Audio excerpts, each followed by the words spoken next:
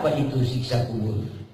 Diterangkan di dalam kitab Tanbihul Ghafilin yang dikarang oleh Imam As-Samarkandi, diterangkan bahwasanya Rasul Shallallahu Alaihi Wasallam bersabda, siksa yang ada di dalam kubur itu begitu dahsyat.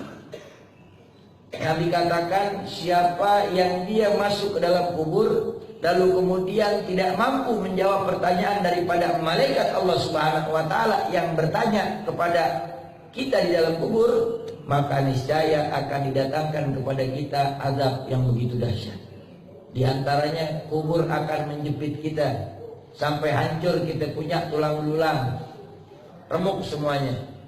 Lalu kemudian akan didatangkan di dalam kubur kita ular sujaul aqra yang besar, yang memiliki mata yang Allah panaskan 4000 tahun dalam neraka jahanam. Siapa yang ditatap dengan ular sujaul aqra, maka rontok daging dan kulit, tinggal tulang saja.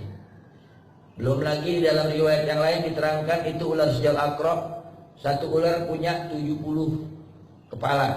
Setiap kepalanya punya 700 mulut yang akan mematuk dengan bisaknya yang amat dahsyat kepada orang yang disiksa di dalam kubur. Belum lagi kubur akan diberi dengan kalajengking sebesar buah kelapa. Belum lagi yang namanya siksa malaikat yang mengazab di dalam kubur, yang membawa palu. Kata Nabi Muhammad di dalam kitab Tanbihul Ghafilin, palunya itu besarnya dari timur ke barat, punya kuku panjangnya perjalanan sehari semalam. Orang yang diazab di dalam kubur akan dipalu oleh palunya sampai tembus 7 lapis bumi, dicongkel dengan kukunya, dipalu lagi sampai habis siksanya, sampai datang hari kiamat. Ini hanya sebagian kecil yang Nabi katakan tentang bagaimana siksa di dalam kubur. Makanya di dalam kitab Tanqihul Qaul Al-Hasis yang dikarang oleh Imam Nawawi diterangkan di dalam syarahnya, kata Rasulullah SAW, Rasul bersabda, al-gabru imma rawdatun min riyadil jannah au hufratun min hufarin nira. Kata Rasulullah SAW, yang namanya kubur manusia itu cuma ada 2 pilihan. Mungkin saja itu kubur menjadi taman daripada taman surganya Allah, atau mungkin menjadi lubang daripada lubang nerakanya Allah Subhanahu wa taala. Siapa orang yang ahli taat, siapa orang yang menjalankan syariat Islam, siapa orang yang mengikuti Nabi Muhammad, maka nanti kuburnya akan menjadi taman surganya. Nanti akan ada lubang yang mana lubang itu bersambung ke surganya Allah Subhanahu wa taala, sehingga akan merasakan bagaimana sejuk dan indahnya di surganya Allah Subhanahu wa taala, masuk melalui kubur orang yang saleh tadi. Tapi kalau orang yang ahli maksiat, orang yang jauh daripada taat, orang yang banyak melanggar apa yang menjadi kewajiban yang Allah fardukan kepada kita, maka niscaya kuburnya akan menjadi lubang neraka. Maka akan Allah jadikan kuburnya itu ada satu lubang, yang lubang itu tembus sampai ke nerakanya Allah Subhanahu wa taala, dan masuk dari situ yang namanya segala macam azab dan juga hawanya. Na'udzubillah min dzalik.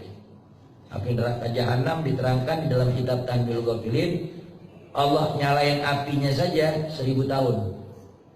Tungkunya Allah nyalain itu Allah panasin 1000 tahun. Allah panaskan 1000 tahun kedua sampai apinya berubah menjadi merah. Allah panaskan 1000 tahun ketiga sampai apinya berubah menjadi putih. Allah panaskan 1000 tahun keempat sampai apinya berubah menjadi hitam kelam. Ketika sahabat bertanya, ya Rasulullah, bagaimana keadaan di neraka? Nabi bilang, kalailil mudlim, seperti malam yang gelap gulita. Makanya yang namanya neraka itu dahsyatnya luar biasa panasnya. 4000 tahun satu hari yaumul kiamah sama dengan 1000 tahun di dunia. Berarti 4000 kali 1000 4 juta tahun, kalau saya tidak kurang salah tuh ya, menghitung, tadi hitung lagi di rumah dah ya. Itu Allah panaskan api neraka jahanam. Bahkan paling ringan-ringannya siksa di neraka, kata Rasulullah di dalam hadis sahihnya, ketika seseorang masuk ke dalam neraka, diletakkan bara api yang kecil ukurannya di atas dia punya telapak kaki, maka dia punya otak mendidih saking panasnya. Padahal yang ditaruh bara api apa? Telapak kaki. Tapi yang mendidih apa?